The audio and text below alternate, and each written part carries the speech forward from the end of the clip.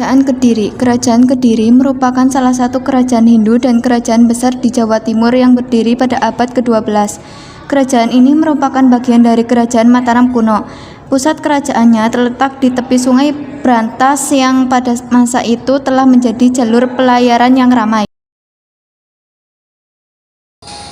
Sejarah berdirinya Kerajaan Kediri. Sejarah berdirinya Kerajaan Kediri diawali dengan perintah Raja Airlangga yang membagi kerajaan menjadi dua bagian, yakni Jenggala atau Kahuripan dan Panjalu Kediri yang dibatasi dengan Gunung Kawi dan Sungai Brantas. Tujuannya supaya tidak ada pertikaian. Kerajaan Jenggala atau Kahuripan terdiri atas Malang dan Delta. Sungai Brantas dengan pelabuhan Surabaya, Rembang, dan Pasuruan, ibu kotanya Kahuripan. Sedangkan Kerajaan Panjalu atau Kediri meliputi Kediri, Madiun, dan ibu kotanya Dahak. Sejarah berdirinya Kerajaan Kediri. Kemudian pada November 1042, kedua putra Raja Airlangga memperebutkan tahta kerajaan sehingga dengan terpaksa Airlangga membelah kerajaan menjadi dua. Hasil dari perang saudara tersebut, Kerajaan Panjalu atau Kediri diberikan kepada Sri Samarawijaya yang pusatnya di kota Daha. Sedangkan Kerajaan Jenggala diberikan kepada Mapanji Garasakan yang berpusat di Kahuripan. Dalam prasasti Maenga disebutkan bahwa Panjalu dapat dikuasai Jenggala dan nama Raja Mapanji Garasakan 1042 sampai 1052 Masehi diabadikan. Namun pada peperangan selanjutnya Kerajaan Panjalu atau Kediri berhasil menguasai seluruh tahta Airlangga.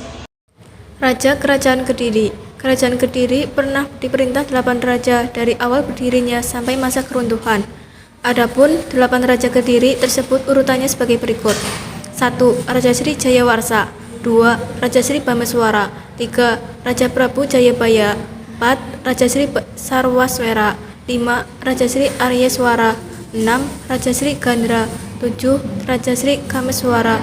8. Raja Sri Kertajaya. Raja Kerajaan Kediri, Raja Sri Jayawarsa. Sejarah tentang Raja Sri Jayawarsa ini hanya dapat diketahui dari prasasti Siraketing 1104 Masehi.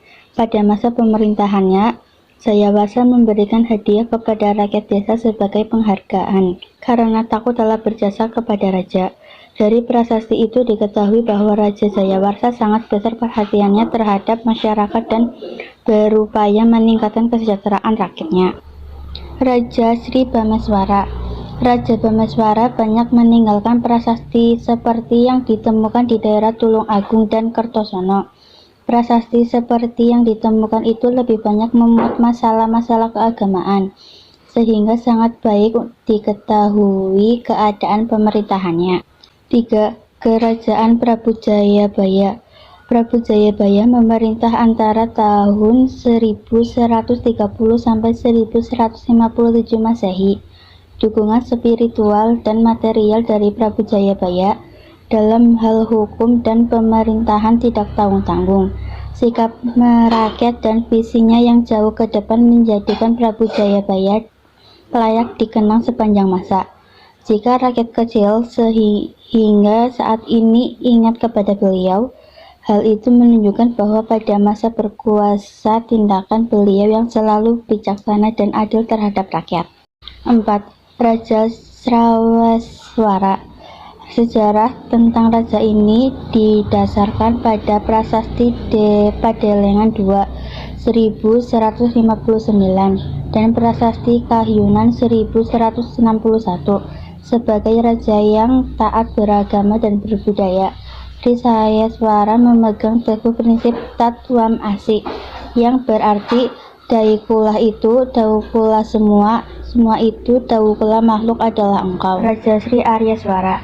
Berdasarkan prasasti Angin 1171, Sri Aryaswara adalah Raja Kediri yang memerintah sekitar tahun 1171.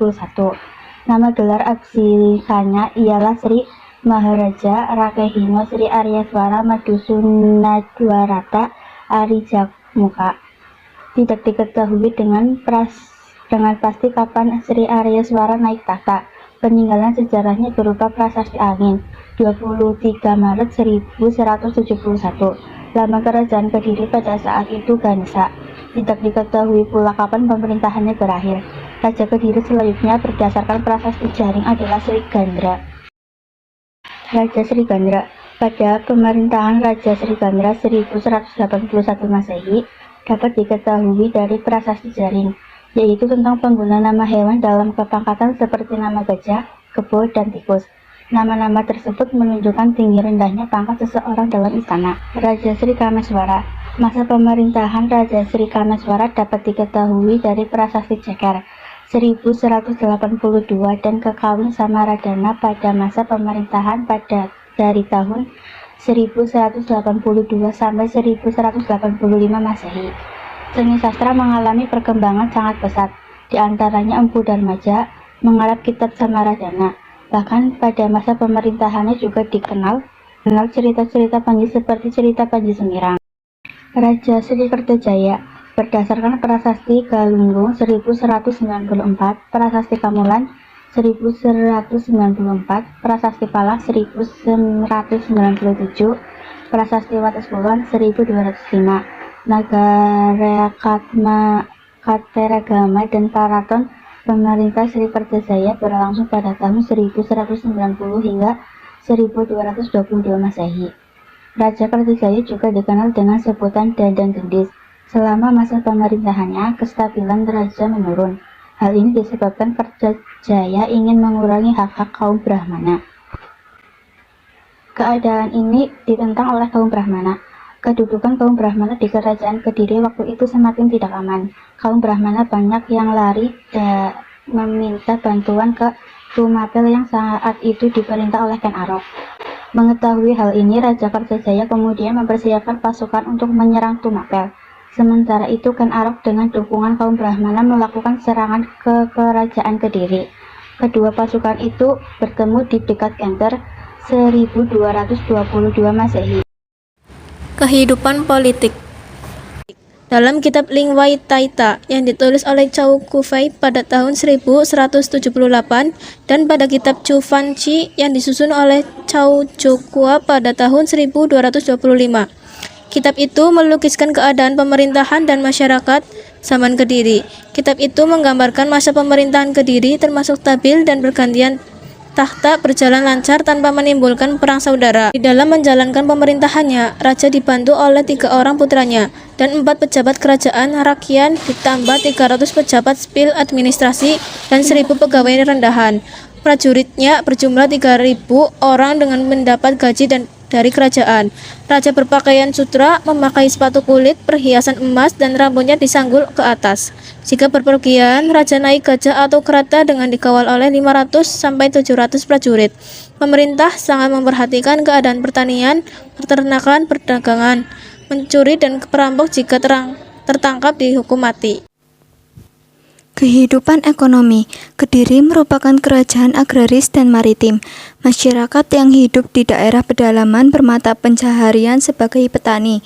Hasil pertanian di daerah pedalaman kerajaan Kediri sangat melimpah karena didukung oleh kondisi tanah yang subur. Hasil pertanian yang melimpah memberikan kemakmuran bagi rakyat. Masyarakat yang berada di daerah pesisir hidup dari perdagangan dan pelayaran. Pada masa itu, perdagangan dan pelayaran berkembang pesat. Para pedagang Kediri sudah melakukan hubungan dagang dengan Maluku dan Sriwijaya. Pada masa itu, mata uang yang terbuat dari emas dan campuran antara perak, timah, dan tembaga sudah digunakan. Hubungan antara daerah pedalaman dan daerah pesisir sudah berjalan cukup lancar. Sungai Brantas banyak digunakan untuk lalu lintas perdagangan antara daerah pedalaman dan daerah pesisir. Kehidupan sosial dan budaya pada masa pemerintahan Kameswara juga ditulis karya sastra, antara lain sebagai berikut. Kitab Wertasancaya berisi petunjuk tentang cara membuat syair yang baik. Kitab itu ditulis oleh Empu Tan Akung. Kitab Smaradhana berupa kakawin yang digubah oleh Empu Darmaja. Kitab ini berisi pujian kepada raja sebagai seorang titisan Dewa Kama. Kitab itu juga menyebutkan bahwa nama ibu kota kerajaannya adalah Dahana.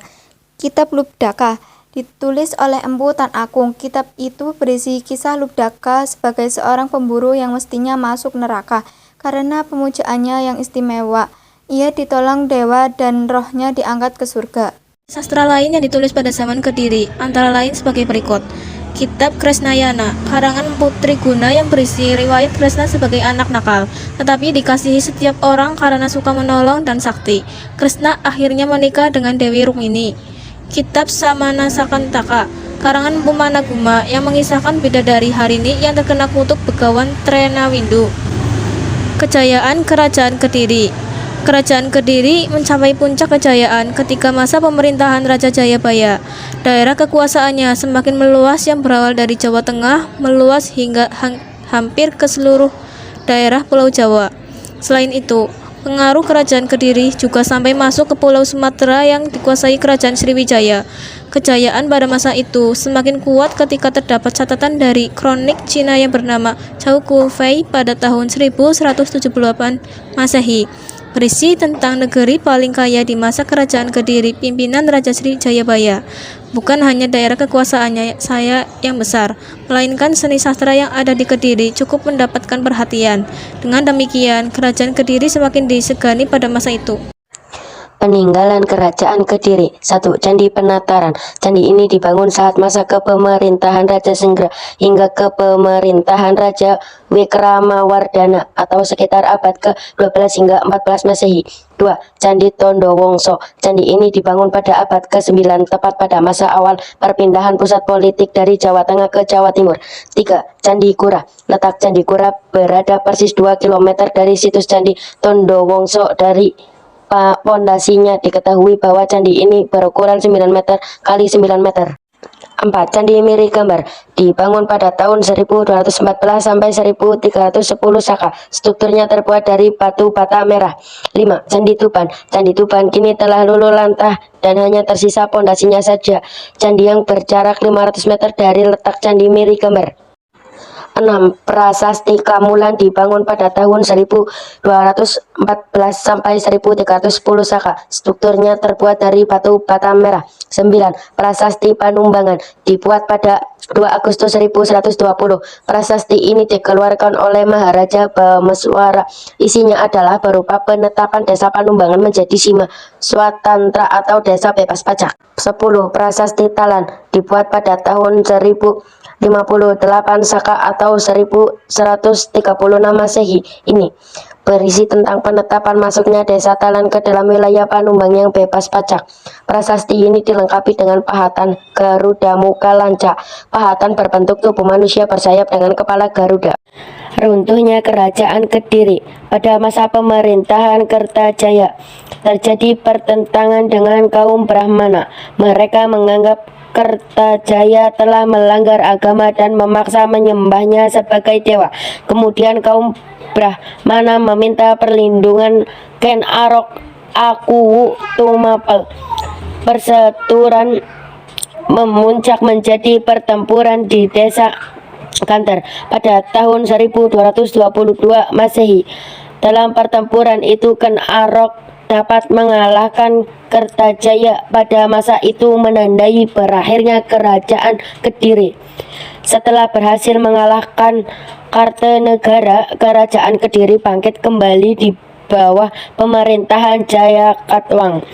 Salah seorang pemimpin pasukan Singasari, Raden Wijaya, berhasil meloloskan diri ke Madura karena perilakunya yang baik. Jayakatwang memperbolehkan Raden Wijaya untuk membuka hutan tarik sebagai daerah tempat tinggalnya.